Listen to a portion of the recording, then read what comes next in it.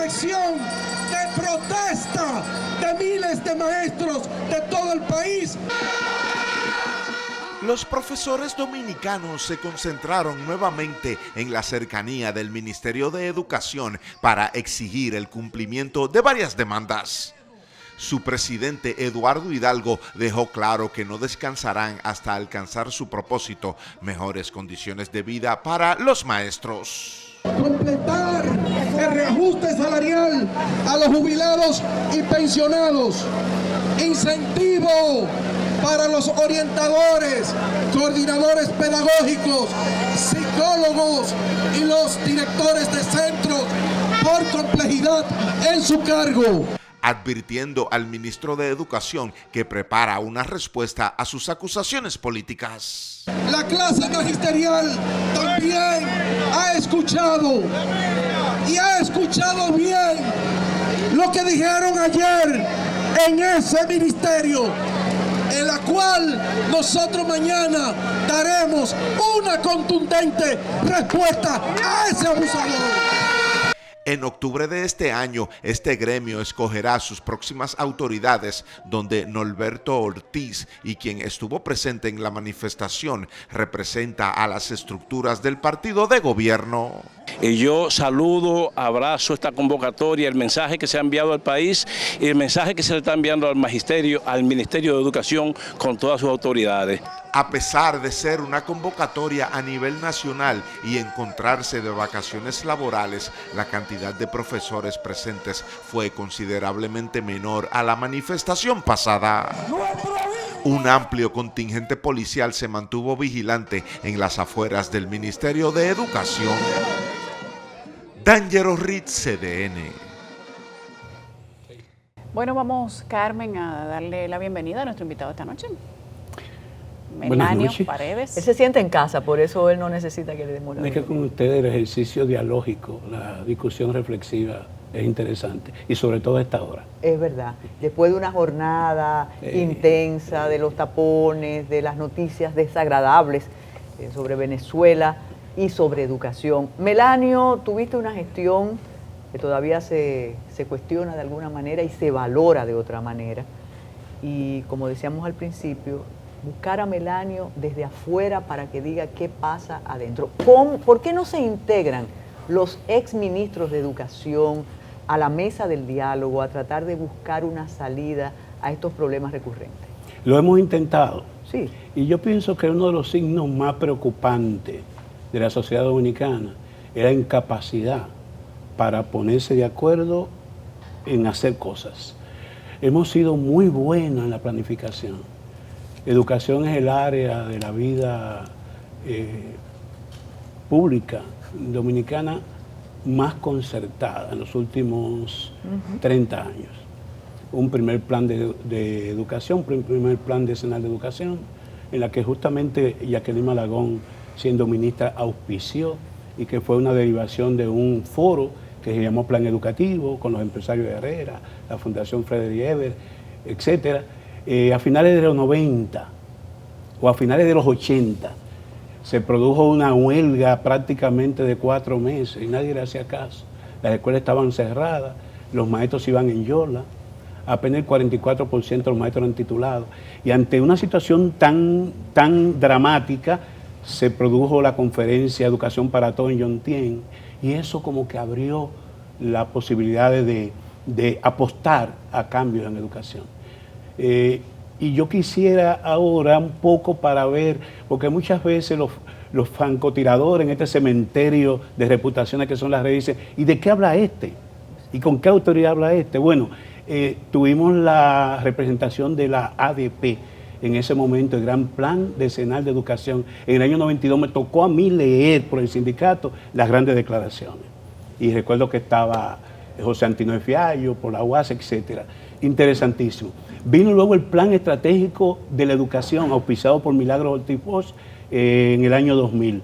Estuve yo representando al partido de Alejandrina, o sea que en la concertación educativa nunca ha habido exclusiones. Todos los partidos participamos. De alguna manera, los que hemos estado liderando la educación en los partidos, Ibelice Prax, doña Soraya Viuda Zuncar, fallecida, Leyenda. Ligia Amada, Alejandrina, Josefina Pimentel, venimos de la UAS y nos entendíamos aún estando en organizaciones políticas distintas. Luego vino el tercer plan decenal, 2007, 2008, auspiciada por Leonel Fernández y la asistencia de técnicos de la OSDE. Y vino finalmente el Pacto Educativo del 2014, institucionalizado con un decreto del presidente Medina, aún vigente, porque tiene un horizonte hasta el 2030, que este gobierno le dio continuidad o aceptó como tal, y donde estamos todos. Ahí hay pasados ministros, ahí está el foro socioeducativo, ahí están las universidades, hay varios ministerios, incluido el Ministerio de Economía, que es la sombrilla para el tema del monitoreo de los indicadores de desempeño educativo. Y a pesar de todo eso, hemos sido incapaces de entregar a la sociedad dominicana resultados que merezcan algún tipo de atención. Porque yo digo, ¿es que el dominicano no tiene talento? Sí hay talento, pero hay un problema en que hemos reprobado. Por más cambio que hay, estamos ante la inteligencia artificial, hay un elemento fundamental en que hemos reprobado, es la competencia sobre la comprensión lectora. Si nosotros no aprovechamos esos primeros años, la primera infancia de nuestros niños y niñas, y le enseñamos a leer y escribir, toda la escolaridad queda a deber. Ustedes saben que en el 2015, en las pruebas PISA, los muchachos dominicanos que participaron en esa prueba se quemaron, no reprobando los contenidos en ciencia y matemática, se reprobaban porque no entendían el mandato. Era una prueba en línea y ni siquiera entendían lo que se les preguntaba. Ahí está esa seria deficiencia. Pero eso es evidente en el día a día de la sociedad dominicana. La Así generación tuya y mía, Así o la es. nuestra, tenía 100 en lectoescritura. Así es. Entonces, ¿cuándo vino ese cisma? No vamos a mencionar todavía el 4%, que es tarea de Yulisa, que ella cree que el 4% era la salvación, y no lo ha sido. Entonces, ¿dónde vino el problema? Mira, aquí hay un serio problema. ¿O cuándo vino el problema? Serio problema de continuidad de las políticas. Y a pesar de esa planificación que hemos hecho, yo he dado 3 momentos distintos. Una, ya en la postrimería del régimen de Balaguer, el primer plan decenal. 2, con el PRD en ese momento en el poder, Milagros Ortiz. 3, con los gobiernos del PLD. Ahora, cada ministro y cada gestión vienen con su librito. Entonces, cuando no hay continuidad de las políticas, no hay posibilidad de mejora y de trazabilidad para ver si hay desempeño o no. En términos de los aprendizajes, que es el objetivo último y fundamental de toda educación. Entonces, no hay continuidad de la política, no hay recurrencia en las buenas prácticas. A mí me correspondió hacer, cuando salí del ministerio, lo que yo denominé el ranking escolar de las escuelas y colegios del país. Y lo estuve entregando desde el 2011 hasta el 2016 a través de la Fundación Pensar y Crecer. Y tú no veías mejora con los resultados de las pruebas diagnósticas y las pruebas nacionales. Y nadie se interesaba por eso, nadie se preocupaba por eso. Entonces, es evidente que nosotros tenemos que hacer un gran esfuerzo para poder entender que hay escuelas, hay centros educativos donde se reúnen todas las condiciones que tienen buenas prácticas y cómo escalar esas buenas prácticas, cómo multiplicar esas buenas prácticas. Y el tercer elemento que yo entiendo que es lo que nos mantiene en el piso en materia educativa dominicana es el producto de una sociedad conservadora, es la resistencia al cambio. Y por eso reivindico, para ganarme el respeto de ustedes como interlocutora y de la audiencia, de que yo intenté cambio, yo intenté hacer cambio. Y de ese periodo de, primero mi presidencia de la ADP, para que vean que no solamente tirando piedra y haciendo huelga que se consiguen reivindicaciones. En el año 97 yo fui el último presidente o secretario general de la ADP del gobierno de Balaguer. Y heredé el gobierno ya de mi partido, del PLD con Leonel Fernández. Pues en el año 97, en marzo, se produjo el más importante incremento salarial a los docentes. Y de ahí se derivan los plus. Este tema del aumento por antigüedad, por titulación, por desempeño, viene de ahí. Dejamos estructurado un esquema de remuneración salarial. Y fue sin tirar una piedra y sin hacer una huelga. 110% marzo de 1997. Ese fue mi sombrero al frente de la ADP. Durante el ministerio, resulta que ustedes recuerdan que yo impulsé la misión 1000 por 1000, 1000 horas de docencia en calidad, 1000 horas de docencia en cantidad.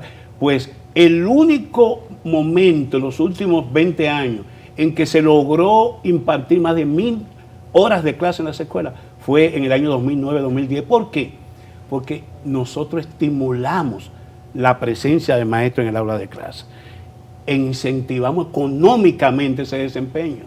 Esa promoción nos retuvo a los maestros dentro del aula. Luego vinieron los problemas del SEGMA, las denuncias de corrupción, y entonces los maestros volvieron a salir a la calle. Pero le doy esos dos ejemplos para que ustedes vean que podemos lograr cosas importantes, tanto desde el litoral del sindicato como desde el litoral del Ministerio de Educación. No has hablado todavía de los maestros y de las maestras. ¿Quién, y el problema ahora es la evaluación, quién decide que un maestro está apto para impartir docencia, para formar generaciones de dominicanos? ¿Quién lo decide? No solamente es que me aumente por horas de trabajo, que dicho sea de paso, y lo comentábamos fuera del aire, es uno de los sectores mejor remunerados. Así es. Y debemos hacer un ejercicio franco de esto. Los maestros y sus sindicatos no son el problema, son parte del problema y consiguientemente tienen que ser parte de la solución. Esta semana, a 15 días de un cambio de gobierno y a 20 días de inicio de un año escolar, nos encontramos el lunes con una declaración de prensa del staff del Ministerio de Educación, calificando al sindicato y los que lo dirigen de irresponsables y anarcosindicalistas. Y encontramos a la ADP, felizmente, en un momento en que los muchachos no son afectados, porque estamos en vacaciones. Esa es la única ventaja. Piqueteando al Ministerio de Educación. Es bueno consignar aquí que los pasados presidentes, encabezados por Enriquito de León, quien servía y fungía de vocero, hicimos un esfuerzo, primero en el último conflicto para sentarlo en la mesa y sacar el 10% y evitar mayores confrontaciones. Y ahora le decíamos a la dirigencia del gremio, ese que nosotros ayudamos a construir, que ellos debían esperar que el presidente Abinader en este segundo mandato diera señales y que qué costaba esperar esos 15 días para ver si el actual ministro reconfirmado o un nuevo ministro se sentaba en la mesa y le buscaban solución a ese problema. Mira, la única posibilidad que nosotros tenemos de resolver eso y que no sea un problema recurrente es apelando a un tercero imparcial. Y existen, porque entre esos dos no pueden entenderse. Y existen terceros imparciales. El ahora pacto mismo. educativo, el pacto Buena educativo respuesta. que está institucionalizado y ahí estamos todos. Ahora, ninguno del ministerio lleva a sus malquerencias al pacto educativo y el gremio se ausenta. Yo le he dicho a Eduardo Hidalgo, asistan, vayan. Ahí está un padre Ruiz que es muy crítico. Es el Consejo de En el Educación. Consejo General del Pacto Educativo estamos todos. Hay pasados ministros de todos los partidos. Están la sociedad civil, están las iglesias, está Educa, está Inicia, Melanio, estamos todos. ha dicho el Consejo Superior de Educación, ha dicho el ministro de Educación también, que se han reunido varias veces a pesar de huelgas y que se hacen unos pactos que no se cumplen. Que el pacto por la educación además no se está cumpliendo en algunos acápites y que no hay manera de que la ADP y los maestros cumplan con algunos de esos acápites que se acordaron y firmaron. ¿Por qué no se va, ambas partes no van al Consejo Superior de Educación, al Consejo del Pacto Educativo? ¿Qué hace tan difícil que se pueda resolver la situación del sistema educativo del país? Sí, es la incapacidad que yo reclamé en el primer momento, la incapacidad de ponernos de acuerdo en la ejecución. Somos muy buenos en la planificación, pero somos malísimos en la implementación, o en buen castellano, en la ejecución de los Pero ¿qué hay acuerdos. más para arriba de eso? Porque si esto fuera una empresa privada, hace rato que tal vez ambos estarían destituidos y probablemente estuviera funcionando el asunto porque se establecen consecuencias, pero pareciera que en el sector público... Y no hubiera protesta. Tampoco, Te va para tu casa. tampoco, porque el sindicato, para hacerlo mal, vaya, se están todos despedidos y el ministerio ya no va a ser agente de retención obligatoria para la ADP. Exacto. Y se resuelve porque esos 70 millones mensuales parece que funcionan, además de todo. Pero en el gobierno las cosas no funcionan efectivamente, ni gerencialmente. ¿Por qué el ADP no cumple y no tiene consecuencias? ¿Por qué los maestros pueden hacer huelga en temporada escolar y no tienen consecuencias? Hágalo en una empresa privada para que usted vea cómo, si no lo votan, le descuentan el día. Lo segundo es que no son agentes de retención de nadie. Usted quiere que se afilie la gente, convénzalo y que ellos mismos vayan y paguen. Aumento, bueno, vamos a aumentarle al que cumpla y al que realmente esté haciendo la función de calidad que tiene que hacer. Pero en el sector público pareciera que el dinero no le duele a nadie. ¿Cuál es la escala superior a lo que está sucediendo, donde ni el Ministerio de Educación ni la ADP pueden tomar control de la situación? Sí, es una gran falencia de la sociedad dominicana. Yo soy partidario de un sistema de pruebas, de penas y castigos, o de premios y castigos, acción y para decirlo consecuencia, correctamente, que no existe. Aquí lo primero es que no tenemos un sistema de indicadores trazables. En otros países como en Chile, la inversión se plantea por actores. ¿Cuánto yo estoy invirtiendo en los alumnos y cuál es el retorno? Porque aquí ahora se puso de moda, y sobre todo después de la pandemia, las transferencias. Y las transferencias están resolviendo problemas de pobreza. Pero ¿quién ha dicho que esa pobreza intergeneracional se cumple con el simple asistencialismo? Señores, el presupuesto del INAVI este año es de 36 mil millones de pesos. ¿Para qué? Eso es superior al presupuesto del MESI y de todas esas instituciones que quieren ahora endosar al Ministerio de Educación. ¿Y qué es lo que hace el INAVI? Repartir cuadernos, tenis o INAVIE, mochila, almuerzo, desayuno escolar. Y esa es la función fundamental de un Ministerio de Educación. No, yo dije en el 2010 y se escandalizó que a mí no me importaba que las aulas las construyera Obras Públicas, porque yo no tenía que ir a construir aulas al Ministerio de Educación. Y que la comida de los muchachos, el desayuno, lo podían dar los comedores económicos. Yo no podía tener eso en el ministerio porque era objeto siempre de ruido. En el 2008, con la crisis financiera, y se hablaba ya de un aumento progresivo, en mi caso solamente ejecutamos el 2%, recuerdo que el presidente le dijo a un grupo de suplidores que lo llevaron a una villa de casa de campo a decirles que estaba la situación en el suelo, que no había inversiones. Y decía, solo al Ministerio de Educación le estamos asignando un 10% de incremento, porque ha sido un compromiso histórico. Y todos se fueron al Ministerio de Educación a buscar lo de ellos. Entonces, no puede ser el Ministerio de Educación una cantera para repartir y hacer negocio. Y lo primero que tenemos que hacer es tomar conciencia de ello y establecer un sistema de indicadores. Usted invierte en los alumnos, ¿qué retorna? Usted invierte en los profesores, y se ha invertido en los profesores. Los profesores, sus salarios han sido mejorados sustancialmente con el 4%. Usted invierte en la gestión. Bueno, usted tiene que demandar esa gestión que sea capaz de saber que si hay un desplazamiento de población con la movilidad social, que se van a los centros turísticos como la Altagracia o al Gran Santo Domingo, usted no puede construir aulas en la frontera o en el noroeste porque se quedan vacías esas aulas, mientras tenemos alto rating de alumnos profesores, el promedio de alumnos profesores en la Altagracia, que llegan hasta 60 alumnos por profesor, o en el Gran Santo Domingo. Lo que hace inviable un proceso de enseñanza. Eso? En el Ministerio de Educación hay un viceministerio de planificación, pero yo le digo a ustedes lo siguiente: post pandemia se ha hecho un levantamiento de cuál fue el impacto del encerramiento, del modelo a distancia, cuántos jóvenes se quedaron fuera de las aulas, cuántos jóvenes se convirtieron en nini, pero también el impacto psicosocial. Tengo experiencias propias, seguro que ustedes la tienen, cómo ese encerramiento impactó en los niños y niñas hasta el punto que ha generado el síndrome de déficit de atención, como se le llama. Entonces, no se hace investigación de campo. Y si usted no tiene data dura, la planificación es fútil. Mira, Melanio, este problema ha hecho que olvidemos otros pendientes en la educación dominicana.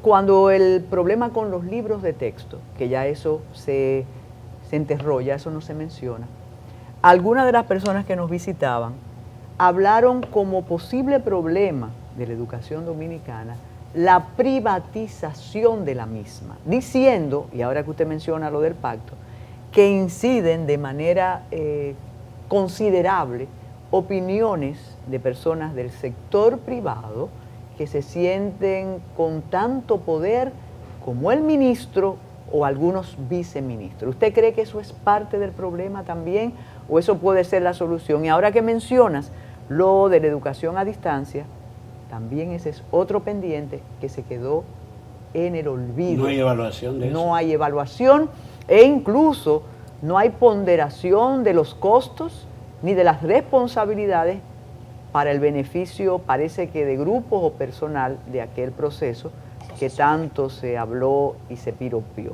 Pero dígame lo de la privatización. Hemos visto en los últimos días pronunciamientos de asesores económicos, de reputados economistas, como Andy Daguaje y uno de este programa, Jaime Aristi, planteando el tema de que el déficit fiscal y cuasi-fiscal del país se puede resolver mirando hacia el sector educación. Y en un artículo esta semana Andy Daguaje decía que ese 4% se asignó a la función educación. En materia presupuestaria, la función educación implica el Ministerio de Educación Superior, el Ministerio de Educación o Educación Preuniversitaria y otras instituciones relacionadas con el sector, y no es así. Y por eso quizás cuando tú hacías el señalamiento que Yulisa entendía que el 4% era la panacea, cuando aquí se aprobó o se comenzó a ejecutar el 4% en el 2013, había que verlo como un puerto de partida y no un puerto de llegada. Porque en el momento que aquí se comenzó a ejecutar, apenas en América Latina ya teníamos un 4.10%. Y este año, mientras aquí no se ha ejecutado totalmente el 4%, no se ha ejecutado. Solo en el año 20 se ejecutó un 4.21. El promedio en los 11 años es 3.74. Y hay un cuadro que luego yo se lo puedo compartir para que los amigos que nos escuchan lo puedan ver, sobre la ejecución en esos 4 años. Claro, ya son 2 billones, partiendo de la acepción de que un billón es 1.000 millones. Son 2.069.000 millones de pesos que se han aplicado en los 11 años. Pero no hay un sistema de indicadores de impacto que te diga a ti en qué hemos sido buenos aplicando ese 3.74% y en qué hay que redireccionarlo. Entonces, la pregunta tuya tenemos que encuadrarla, Carmencita, en esa dimensión. El sistema educativo dominicano ha sido incapaz de poder establecer un sistema de indicadores que nos diga si hemos estado invirtiendo bien o si hemos estado invirtiendo mal. Los resultados dicen que hemos estado invirtiendo mal y eso implica que tengamos que evaluar. Melanio, entre esta discusión de la ADP con huelga incluida y el Ministerio de Educación de si se necesita un aumento de un 17% a los maestros, pasen o no, la inversión de la calidad educativa y lo que dice el Ministerio de Educación que la ADP no cumple, ¿quién está diciendo la verdad? ¿Cuál es la realidad de la fricción que tienen las dos organizaciones? Ambas penas a la vez. Cuando aquí hubo resistencia en incrementar el salario a los docentes, en la época de Balaguer nunca quiso aumentar más de un 10%, nosotros nos inventamos, para decir una palabra, un sistema de remuneración que implicaba un salario base y unos plus o incentivos. ¿Por horas? Por diferentes factores. Por profesionalización, por años en servicio, por desempeño, que debe ser... Ahí vino la ola de estudios que venían de los pueblos a la Universidad Nacional Pedro Enrique Ureña. Una cantidad de maestrías y demás que no sirvieron para mucho, nada. Porque logramos la profesionalización, pero eso no implicaba necesariamente... No, logramos la titulación, pero no necesaria la profesionalización. Entonces, traemos eso como historia, como, digamos, para el sindicato, conquistas adquiridas. ¿Qué es lo que se está planteando ahora? Que si hay una evaluación de desempeño, a los nuevos docentes se le pueda aplicar una escala en función de su desempeño por niveles, ¿no? ¿Qué es lo que plantea el sindicato? Que hay un derecho adquirido de ese 17%, en un maestro que ya tiene muchos años en servicio y que ese 17% es irreversible.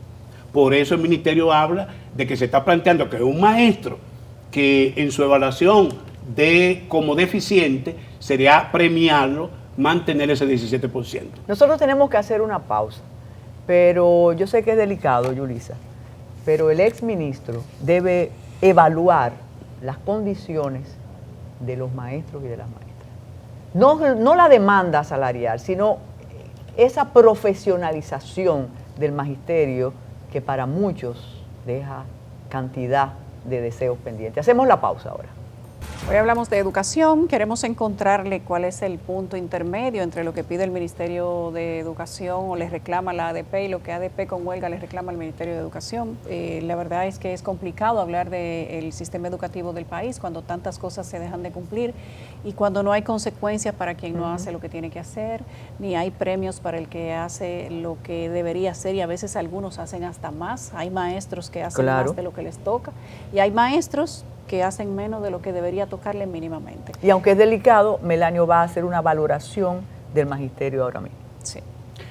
Mira, el maestro hoy cuando se jubila se va con buenos ingresos y tiene además su seguro médico garantizado. De manera que yo lo que pienso es que nosotros tenemos que apostar a una renovación. Y Andy lo ha planteado, Andy habla de importar maestros. No, yo pienso que hay que sí traer formadores para las escuelas de pedagogía del país, en ciencia, en matemática, donde no somos buenos, para que estos formadores puedan preparar a los que van a ser los formadores del magisterio, que tienen que ser dominicanos, porque nuestro currículum constructivista y sociocultural toma en cuenta el entorno. Tú no puedes traer un maestro de Chile o de España a dar clase en una escuela del Gran Santo Domingo sin conocer las condiciones del entorno. Pero cuidado con eso, porque hay muchos maestros que están enseñando reggaetón en las aulas. Sí, hay todo esto, porque lo importante de esto es que la propia degradación y los problemas del barrio van crudos a las escuelas. Yo entiendo, y así se plantea, y se plantea en uno de los acuerdos del pacto educativo, que los maestros tienen que ser evaluados periódicamente. Y que conforme su desempeño, el que da un desempeño deficiente o digamos que no se corresponda con su responsabilidad en el aula, se le mande a estudiar, a reestudiar. Si reincide en eso, se saca del sistema. ¿Cuáles causas desvinculan a un maestro? O deberían desvincularlo. Sí, está uno que ha surgido en estos días muy feo, lo del acoso sexual, conducta de ese tipo. Pero no lo trasladan como los militares, tienen que sacarlo. No, es sacarlo del aula. Pero siempre son los menos. Por un problema de competencia, incompetencia, no, eso no se... Entonces. Por eso digo que hay que establecer un sistema de premios y castigos. Y el sindicato, entiendo, debe entenderlo. Porque los peligros que se enfrenta hoy, es que hay sectores que dicen que el sindicato es el problema y que hay que eliminar el sindicato. Y yo entiendo que no. Yo entiendo que... Hay que mantener el sindicato. Yo lo que entiendo es que tiene que un sindicato con la debida comprensión de que su profesión se dignifica en la medida en que dignifican lo que hacen. El asunto es quién maneja el sindicato, entonces. El asunto es quién maneje el sindicato, entonces. Sí, pero te debo decir una cosa, porque se piensa que la cabeza no es la cabeza. La gestión que hicimos los pasados ministros para que se dejara sin efecto la convocatoria, el sector del PLD, que es mi partido, llevó la propuesta. Sin embargo, el sector oficial y también algunos más radicales plantearon que se hiciera la actividad. ¿Por qué? ¿Cómo? Por eso. Sí, ¿sabe por qué? Porque hay elecciones de ADP en octubre. Pero eso por ahí la huelga. Y entonces por ahí debimos comenzar. Entonces usted quería que le dijeran otra cosa. Por eso digo que el ejercicio democrático tiene que ser responsable. Claro. Entonces hay quienes piensan que la manera de conquistar el favor de los maestros es quien tire la piedra más lejos. Nos has dejado con la boca abierta. No, yo le dije que iba a ser un ejercicio franco con usted. ¿Y eso lo sabe el ministro? El ministro lo sabe, pero el ministro también se puso en la acera de enfrente porque habló duro. Nosotros le sugerimos al ministro que nos llamara antes, porque fue la condición que puso el gremio. Si me llaman a conversar antes del 30, nosotros dejamos sin efecto el piquete. Pero el ministro convocó para el día 1, porque también hay un ejercicio de fuerza. de pichito parado, porque además estamos ante la eventualidad de un cambio y ningún presidente cambia a un ministro en medio de un conflicto. ¿Se queda el ministro, usted cree? Yo, más que quedarse o no quedarse ministro, yo apuesto a que el presidente Abinader defina una política educativa responsable, que llame a todos los sectores. Si hay un área donde hay la posibilidad de concertar es la educativa, más que cualquier otra, más que reforma constitucional, reforma fiscal. Y hay un pacto educativo, que es el tercero de los 3 pactos. Los otros 2 no han sido posibles. El educativo está ahí, pero se ha convertido en una España boba. Yo lo que pienso es que ese es un instrumento útil, porque, señor, el tema educación es un tema nación. ¿De qué se quejan nuestros economistas y nuestros asesores? De que muchas empresas tecnológicas, como Intel, etcétera, se van a Costa Rica, se van a Colombia, porque los trabajadores dominicanos no tienen la debida cualificación. Pero resulta que en Costa Rica se invierten $5,000 por alumno. En Chile se invierten $13,000 por alumno. En los países de la OCDE se invierten $32,000 por alumno. Aquí invertimos $2,126 por alumno conforme al presupuesto del año pasado. Entonces, tenemos que entender que el desempeño como país, porque tenemos los talentos, dependen de muchos factores. Pero hay que asumir eso y llevarlo a una instancia donde podamos escucharnos todos y estar en capacidad de ejecutar en el terreno lo que acordemos. De alguna manera usted evadió lo de la privatización, pero ahora que dijimos si se queda o se va el ministro, dicen por ahí, y usted posiblemente lo vivió, que es que hay estructuras dentro del Ministerio de Educación que al parecer son intocables. El día que se desglose en qué se invirtieron los 252,000 millones de pesos del año 23 y los casi 300,000 de este año 24, se verá quiénes son los beneficiarios de la inversión educativa. Aparte de que hay una estructura de gastos fijos y de nómina abrumadora. Señores, los empleados administrativos hoy superan los empleados docentes, los profesores. ¿Cómo es posible que tengamos un empleado administrativo donde el acto fundamental de toda educación debe darse en el aula y se da con los maestros? Pues en este último cuatrenio, que debe ser un empleado administrativo por cada 3 docentes, tenemos ya más empleados administrativos que empleados docentes. Eso hace rígido el presupuesto educativo y solo un 5% de esa gran inversión se dedica a construcción de aulas, avituallamiento de aulas y mejora efectiva en lo pedagógico, que es donde podemos tener capacitando a los maestros, actualizando a los maestros, ensayando nuevas técnicas, porque usted no puede ir y prestarle y pedir atención de niños y niñas con expectativas del siglo XXI, con contenido del siglo XIX y profesores formados con el esquema del siglo XX. Tema para un reporte especial que ha dado Melania, ¿no? Sí, e incluso con libros que ni siquiera dicen lo que pasó realmente en la historia. Es que hay que hacer una revisión completa, pareciera. Así es. Ya entendimos por dónde va el 4%, ¿no? Va lejos el 4%. Sí. Bueno, Va Melania, muy lejos. Gracias, don Melanio. A ustedes. Qué gusto tenerlo aquí esta noche. esa mezcla de economista, político y educador, gremialita y ministro, ayuda. Las últimas 2 sobre todo. Y mira que yo no quería que viniera. Gracias a Melania Paredes, ex ministra de Educación, que ha hablado con nosotros hoy sobre el sistema educativo, penosa la situación del sistema educativo, increíble.